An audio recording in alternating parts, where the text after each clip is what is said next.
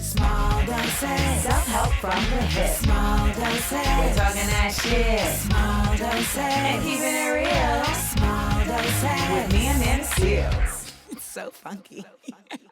Hello.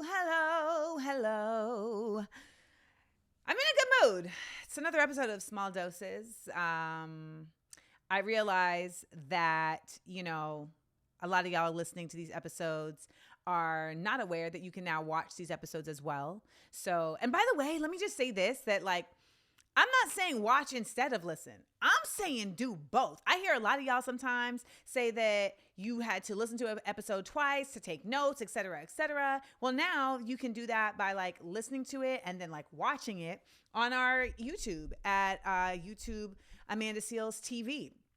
And it's like my book, Small Doses. I feel like reading Small Doses is different than the Audible experience, but both of them are valuable experiences. So really happy to be able to bring that to you. And, there's also just the element of Patreon content that comes out of this. So you get your little bonus. If you join theamandaverse.com, you'll also get the breakdown of my outfit of the day when you go to theamandaverse.com. And also got to let you know that we have merch coming at ya. Not for Small Doses, but for Smart, Funny, and Black and other stuff. So there's a lot of stuff going on that I'm really excited about. And there's also just the reality that this life has a lot to balance. And I think for a lot of us, our parents become a part of the thing we're balancing. And that, I think, for a lot of us becomes something that we weren't expecting. This episode, Side Effects of Parents, is specifically not about parenting, but about just the unique relationship that one has with parents, particularly from the adult perspective, and how that shifts from when you are needing these people to keep you alive. And when I say parents, it can mean whatever form that is, right? So you can have adopted parents, you can have grandparents that are parenting you, you can have, a sister that's parenting you, but it really is just about how the shift happens between the person who you looked to for your survival, and then they become a person that is now a part of your world. They go from the center of your universe to a planet in our universe, for the most part, unless you're dating a daddy's boy. Unless you're dating the mama's boy. The mama's boy, that's the problem. The mama's boy, the problem is that the mama is still the center of the universe, but then they're trying to bring you into the universe. And you're like, well, if the mama at the center, where am I going to be? Now I'm rotating around you and the mama in the center. That just feels uncomfortable. That just doesn't make sense. So that's that. But for the most part, a lot of us, we grow up, we grow out, we're into the world, and then we create our own world. And once we create our own world, it becomes, well, where does the parent fit in that world? And that's what today's conversation is really about, how to manage that, how to handle that shift. How do you even deal with just the reality that once at a certain point in your life, you realize oh, maybe my parent doesn't know everything. And for the lucky ones, I think maybe a parent did know everything, but I think for the most part, most of us have a very jarring reaction to realizing oh, maybe my parent doesn't know everything. And then there's also just the realization that your parents, everybody, changes. They change, right? And they can change for a multitude of reasons. Sometimes it's because of health, right? Sometimes it's because they may have a traumatic experience. Sometimes it's just because the shift in your relationship changes the way they actually behave. And that in itself can be its own type of trauma. So I want to talk about all of those things as we get into side effects of parents. Let's do a gem drop. Jam dropping. We dropping on these hoes. So today's gem drop is parent versus person. Okay, walk with me down this journey. Walk with me down this road. Now, you got this parent, and when you are a child in the world, that parent is keeping you alive. I remember when I saw the movie Beasts of the Southern Wild with Kavin Wallace. Yes, I can pronounce her name. And I remember watching this movie, and she and the father, she's a little kid. And the father basically said to her at one point, my job is to keep you alive. And I remember seeing that and saying that feels like a real basic, way of looking at parenting. Cause I feel like that's the most bottom line part of the job. Like when people look into Cannon and they're like, oh my gosh, like why are people upset that he has 1 million kids? Like if he can afford it, then what's the problem? It's like, well, because on a bigger scale, I feel like parenting has a lot more going on than just keeping a child alive. And we see that in how we've seen the studies of how to parent, right? We see that as in how we see like the amount of conversation. We see that in how we see how many podcasts there are about parenting. Y'all, it's an industry. It's an industry, okay? Even Melanie Fiona, one of our guests here, she got a podcast called like The Mama's Den or something about parenting. Like it really is an art. It is a philosophy. It is a practice for people who are, able to do it. And I think a lot of us, our parents, I think for the most part, people want to believe that their parents made their best effort, right? But that's when the people part comes in. Because at a certain point in your maturation, especially in your journey to like self-healing, you have to examine your childhood. And in examining your childhood, you examine your parents. And in examining your parents, you identify the fact that your parents are really just people who had kids.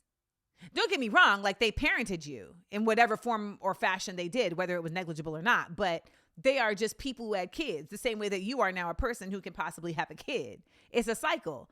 It's the circle of life. So once you start having that realization, you look around at all the people around you and you're like, oh, they're just like people like these other people. I don't hold these other people to those kinds of standards. I don't hold these other humans to this level of this expectation of perfection, etc. So why am I holding my parents to that? And when you start asking yourself those questions, it gets real serious, because a lot of us are holding our parents to that for a multitude of reasons, right? We're holding our parents to this like measure of excellence because we are a reflection of them and we want to feel like we are connected to excellence, right? We also hold our parents to this level because we have like believed them to be a certain type of person and we don't want to feel like we got played. Like, is my parent a scammer? Did I get scammed? Like, we don't want to believe that. We don't want to feel that.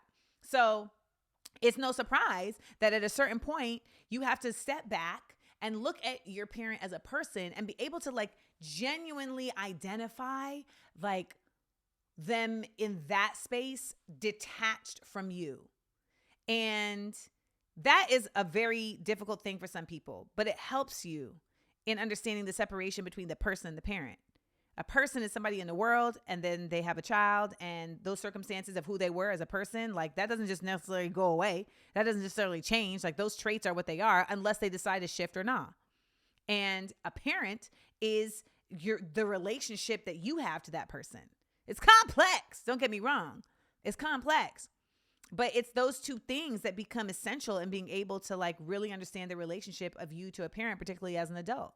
This parent has a choice in how they move in the world with you. Particularly all my folks that grew up in single parent households, that's its own unique experience because that's somebody who's having to play multiple roles, but you are also playing multiple roles for a single parent, right?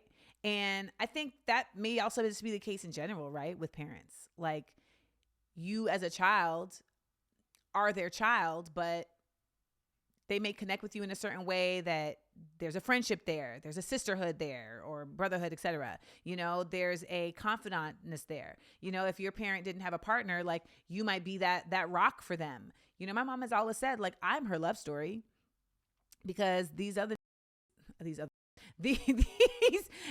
wasn't it. You know what I'm saying? Like they wasn't there in the same way. And Dr. Phil, who I can't believe I'm quoting, but my mom has always said this, and I feel like it always like resonates to me. But Dr. Phil has said, a lot of people, it's like they have kids and the kids arrive in the world with a job. And that job is like whatever the parent has assigned to them. So like for Tiger Woods, his job was going to be to prove that his father was valuable by being a great golf player. Like that was basically what his job was going to be. And that's why they have all these conversations around parents not like forcing kids down certain roads to like live vicariously through their kid, or not making kids do certain things or behave in certain ways or deal with certain people for the sake of the parent, because it ends up being projection. And I can only imagine as a parent how difficult it must be to like view this person who was physically connected with you, right? Like in some cases biologically, or at the very least physically connected with you in this fact that like you wipe their, right? That's a physical connection, baby. So to go from that to then having to like look at them as like a separate entity and being, it can be difficult. I get that. It can be difficult. And so that's when we have to start realizing that we're looking at a person and trying to understand, well, what's that person's history and their capability of even being able to do so. It's a long road and something that I don't think all of us even have the capacity or the time, right? The time to do, especially if you are now a parent. That's a whole other level. Y'all, I'm 41. I don't got no kids. I got fur babies. But I'm having to do the work of relationshiping with my parent. And I got to tell you, it's arduous. It is tenuous. It is frustrating. And I can only imagine like having to do that while you are also simultaneously in that position with your own, like as a parent of another child. But that doesn't change the fact that we doing an episode about it. So here we are. But your parents are really just people. And then you decide, are they people that I like? And that, my darlings, is its own journey to Mordor. Let's hit some DMTs. DMT. We're serving it. First question. As a parent, what would you as an adult like your parent to know about how to talk to you as an adult?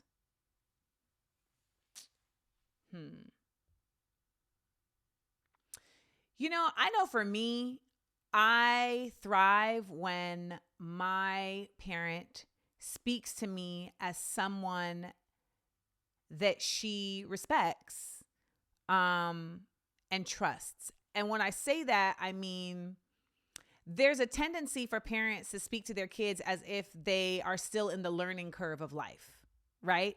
And don't get me wrong, like life is a whole journey of lessons, but that curve, if we're looking at the curve, it's a lot more curvy in the beginning than at the end. Like I would say like the beginning of life is a lot more Niecy Nash and the ending of life is a lot more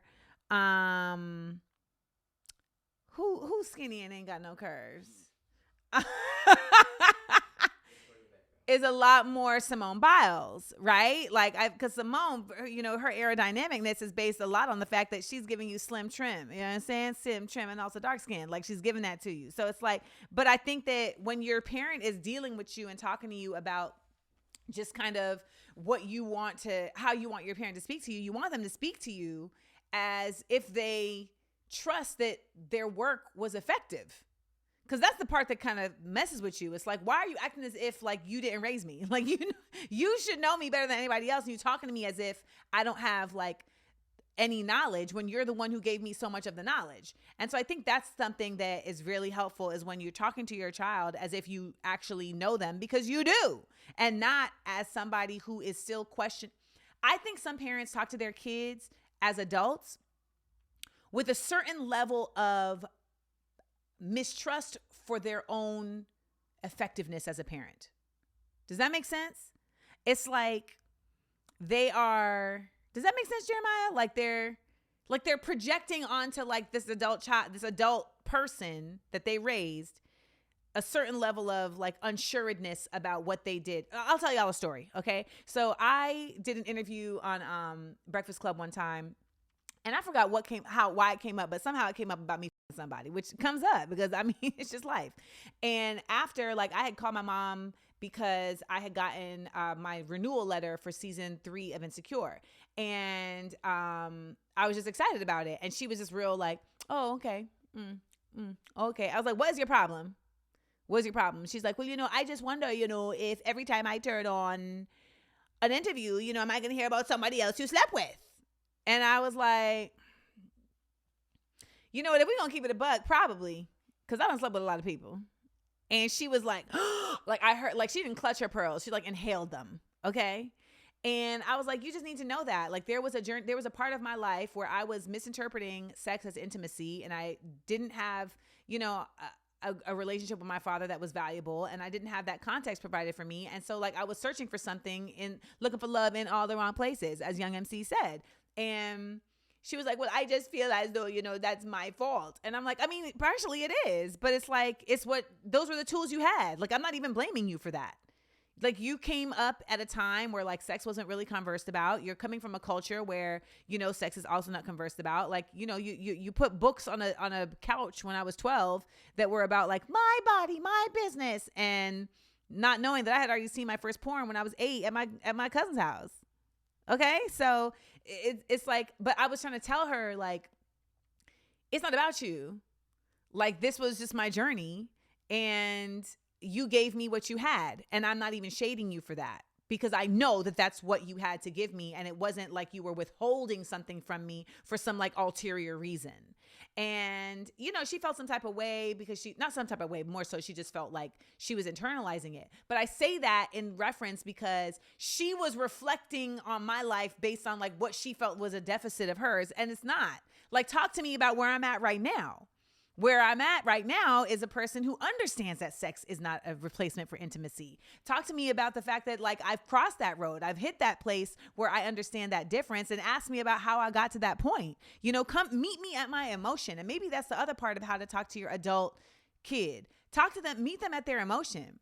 I think so many parents have to understand that the transition is that most adults that you've raised the right way, they don't need you to fund their existence anymore. They don't need you to find food for them, right? They need you to be a grounding force in a world that does not know them, and you are the one who knows them the best. And they want that point of contact to be able to be intact.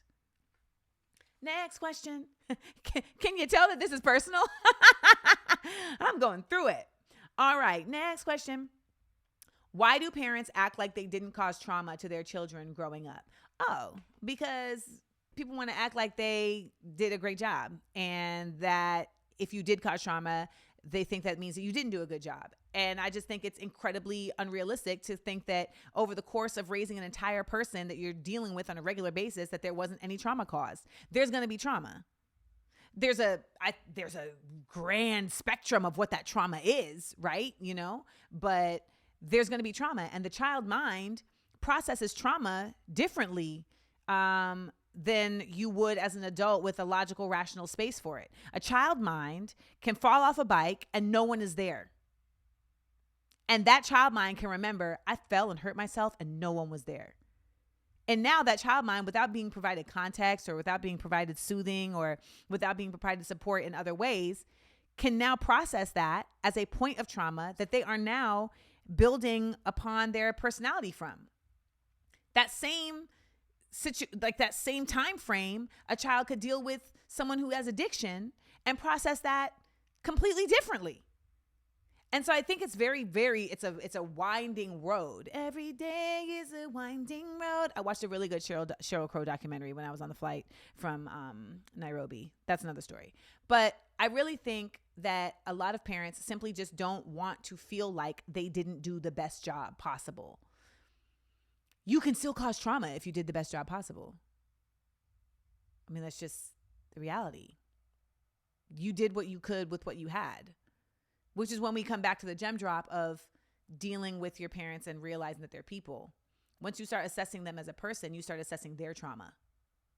And when you start assessing their trauma, you add it up to the trauma that they caused you, and you are able to now draw lines like, Carrie on Homeland with yarn and thumbtacks to like, oh, so that happened to her. So then that's why this happened to me because of her. Okay, so that happened to her. So then this happened. Like, I can do that with my mom all day.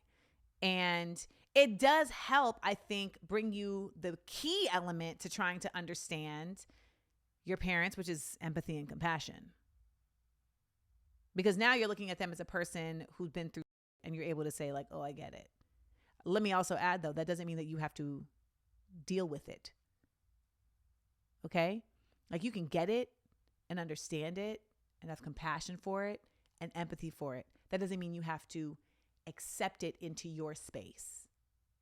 Because the other part of that is that once that's identified, if you're sharing with your parent, I see this about you, I understand this, there has to be a willingness for them to also say, okay, let me look further into it so I can do my own healing, so that it can help in the healing of us, so that we can stop the generational curses, so that we can stop the continued perpetual trauma.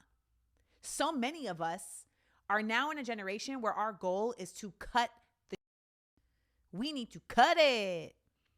And if it's up, because a lot of times it means then you have to cut the tie with the parent, because they're not willing to identify and take accountability for, oh, I was doing this thing that caused you trauma, and then do the work of, why was I doing that? And do their own self-work. Because the only way you're going to stop triggers and trauma happening is doing self-work to identify where it happened, and then basically soldering it. It's like when you get braids done and they would burn the end of the braid so it doesn't keep unraveling. That's what you got to do. You got to burn the end of that so that it doesn't keep unraveling you. And that's the work that so many parents aren't willing to do. And I'm hoping that the parents of this generation, my peers as parents, I feel like there's going to be a different set of parents coming behind them, because they're parenting different, because they're willing to do the work. And I think there's a higher level of willingness and pride in learning how to take accountability for your trauma, so that you're not passing it on to your kid. Now, if you're an immigrant kid, well, baby, I don't know what to tell you, because this is, that's just part of our story. Why do moms raise their daughters and love their sons?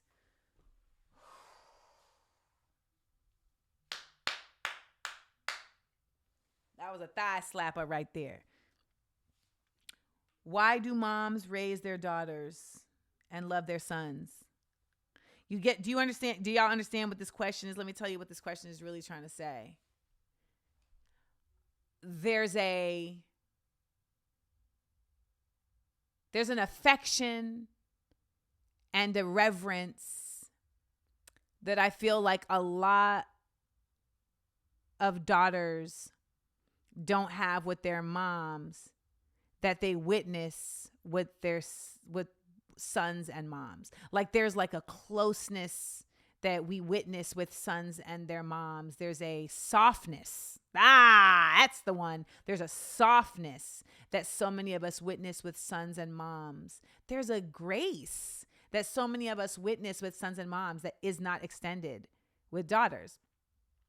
And I think the reason is because, on a basic level, like mothers see themselves in their daughters.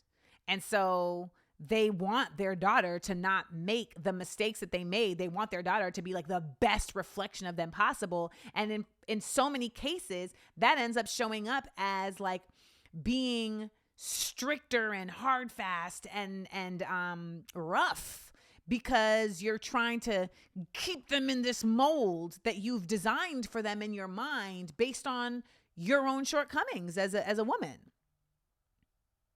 And so many of us as daughters feel that. We feel this like constant expectation to show up a certain way, to be perfect, to not embarrass, to be aligned, to what's the word I'm looking for? To basically like not disappoint, right? Like to not disappoint and to be tip top. And when we miss the mark, I feel like for so many of us, it feels so jarring because the parent makes it seem as if they have been personally attacked by our error. And they do feel personally attacked by our error, because when you're a mother and a daughter situation, so many mothers are looking at their daughters as themselves. And it's almost as if they're looking at you and like you are them hurting them. It's a paradox. It's a paradoxical situation. It is. It so is. And we see this, particularly I feel like in Black households, where daughters are just not, like, you just can't make mistakes. You know what I mean? Like, you just can't make mistakes. It's so hard. And then you like really feel like your value is in how on point you are, and so then you that becomes a part of your makeup, that becomes a part of how you show up in the world. And for the most part, it's not even possible. Like, it's just not practical. And then you end up spending your time in your adulthood trying to undo this need to always show up a certain way in order to consider yourself valued. I mean, I will say, like, in my relationships, I felt like my value was in me being a resource, me being like the on point one, me being like the together one, etc. Because I feel like growing up, like, I was expected to like be on point, have it together. Like, and I'm not saying that there wasn't warmth in my household. I actually did have a lot of warmth in my household, but I also had just a lot of brusqueness, just I had a lot of toughness, and particularly all of my immigrant kids. Like, I know that question, that question right there for immigrant kids is so real, because it's also this expectation that I think a lot of mothers have, that their daughters show up in the world in a way that is reflecting of a good woman, right? That, you have to represent what a woman is in a certain way.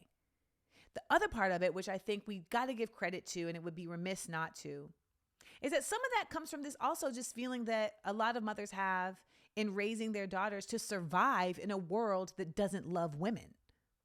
And there's almost this element of like, I got to be hard with you because I need to make you strong enough to deal with this world that's going to be even harder with you. And for so many of us, like, we see that is true. And you see how those certain lessons that your mother gave you in raising you in that way did shape you to be able to manage the uppery of the situations of this existence. It's wild, right? Because I think there's nothing to say other than thank you in that regard. But there's also something that we have to be aware of, which is that for a lot of our mothers, they didn't have somebody protecting them in a way that was with softness. So there's also the element of understanding that, like, sometimes people can only give you what they got, and they may not even be aware that they need to consider other ways, other methods. They may not even be aware that they need to reach out and extend out to other possibilities of raising you. I will say that in my mother's case, I feel like she raised me differently than her mother. Like, I had a lot more, I didn't have a strict household. Like, my mom did expect certain things from me, and that was that. But then I was also allowed to be like a free person. I was never told like children are seen and not heard. My voice was valuable. I was never expected to just go along with family because they're family. Nah, like, if they was treating me whack, if they was treating us whack, then it was like, okay, then you don't got to do that. And listen, at a certain point with my father, that was what it came down to. Like, this over here is whack. Why are we still doing this dance? Like, I get it. Like, you wanted to make sure that I knew him, but okay, I knew him. We can cut this. We got it. I know him, and I understand from my point of view, not from one that you've put in my mind, but from my point of view, I can say that I know that this man is trash. And so now we can move forward from this. So I think that's a lot of the understanding of, like, why do mothers raise their daughters and love their sons? And I think there's also just the truth that, it's a different path for women. It's a different path for us. And we do need to have a certain level of self-awareness and protection. And I wish that there was more of a balance between the softness and the hardness. And I'm hoping that in this generation, there's more of that being found. But I get it. When you look at it through those perspectives, like, you start to understand, like, oh, like, you didn't want this world to chew me up. So you kind of trained me to get chewed up and come back so that I would know that even when it chews me up, I have the capacity to put myself back together and not let it break me the fuck apart. And I don't discount that that's necessary, but I do feel you in wanting there to be like another level of like softness that is in the mix of that to balance it out. Because we be watching these sons and we be like, y'all really just hugging up, huh? You just loving on this man. But what ends up, what ends up being the byproduct of that sometimes is that then that man expects that to be the case for his partner. That man expects his partner to also love him in whatever form he comes in and not expect anything of him. I remember I dated a dude who said that his mother had never disciplined him at any point in his life. She had never said no. She had never corrected him. She had never said that he did something wrong. So then how am I good? So picture me now coming along to be like, oh, I don't like that. Why he looking at me like, girl, my mama didn't even tell me that. I'm supposed to listen to you. Who is you? So there's a flip side to all of this, right? And it all comes down, though, at the end of the day, to, again, being able to examine and assess where our parents came from and how they became who they are in order to parent us as they did, in order for us to become who we are. And that is different for everybody. It's a process, and it's a work in progress. Next question. Wait, is this a Patreon only question that we got coming up? I think it is. We're going to keep these questions going at the Amandaverse. So if you want to get some insight into these next 3 questions that we're going to answer, you know what you got to do. You got to subscribe. It's only $5, but it's worth your time. See you there. Now, if you're not on the Amandaverse, well, let's get into that one time. That one time?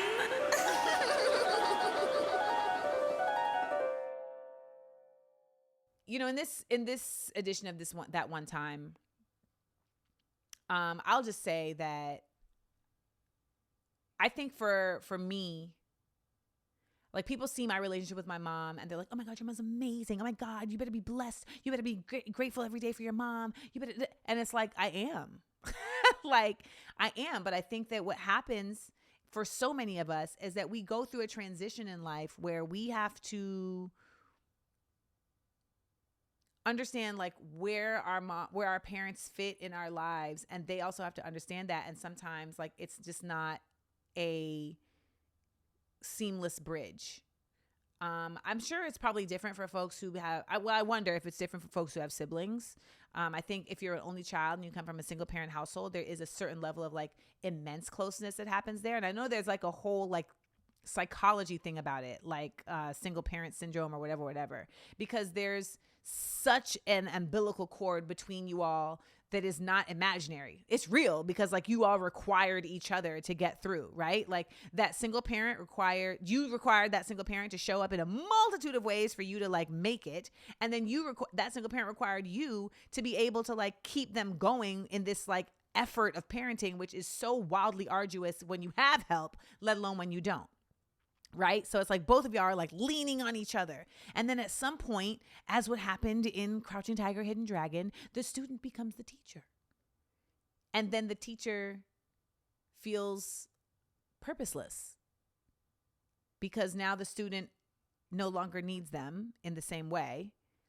And they have to find another way to be of value. And I think for a lot of parents, that's when they start becoming toxic. Because they're trying to find a value place in your life, and they're like shooting at the sky willy-nilly. They're not really thinking logically because they're thinking more from an emotion space, and they don't have necessarily the tools per se to really do the self-exploration of like, what's actually happening here? What am I actually doing? I know I'm telling myself that I'm doing this and I'm showing up this way, et cetera, but what's like actually happening? I think a lot of us also then are trying to figure out how to tell their parents that. Because I feel like you can see what's happening, but like trying to get your parent to hear that or see that is a whole other dance, because for a lot of us, like any challenging of a parent, they take as disrespect, right? Or they take as an attack, or they may even say it's abuse. It's incredibly demoralizing. And you want to be able to meet your parent where they are and them where you are, because you feel like, well, you should know that you raised somebody who's not talking out You should know that you raised somebody who keeps it a buck. You should know that you raised somebody who's always seeking the best effort. So in knowing that, you should be meeting me where I'm at in trying to create the best of outcomes for us. So when that isn't being met, it feels kind of just hopeless. And I can tell you that like I did not imagine that I would be 41 trying to like figure out like my mother and I's interactions. And I am. And I know so many other people are. And I have always believed that my transparency is a part of my philanthropy. Because I know what ends up happening is you feel bad about it. You feel like you're an ungrateful child, or maybe that you don't have, then you start questioning, like, am I falling out of love with my parent, et cetera, et cetera. And it's like, well, no, the love is you trying. That's the love. And then there's the reality that I talk to so many of my friends, and all of them are like, girl, yeah, I had to reassess I had to do a whole restructuring of my relationship with my parent. You just now doing that. That's a part of the journey. And once I did, I went through it, and then we got to the other side, and it is what it is.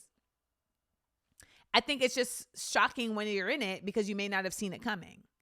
But I think for the most part, if the effort in your heart is coming from a place of doing the restructuring for the sake of saving and positivity, et cetera, then that's the best thing you can do in any life, any part of your life choices. We've talked about side effects of risk taking, and it's like, as long as you are moving in positive purpose, that's the only way you can really go about things, and you can't control anything else. And sometimes you got to take a break. Sometimes you got to cleanse the palate and take a break. And it's not even on some punishment, but it's more so on some like, I need to step back so I can see clearly, right? It's like when you got to zoom out on the GPS to get proximity. Like, I need to step back so I can really see where we were and where we're going and how we're going to get there.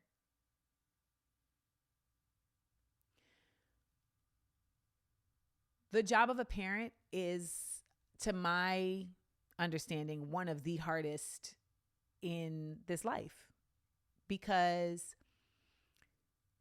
you have to employ every part of your human existence for another human, right? Like your emotion, your mental, your physical being are all intertwined with getting this person to become an adult.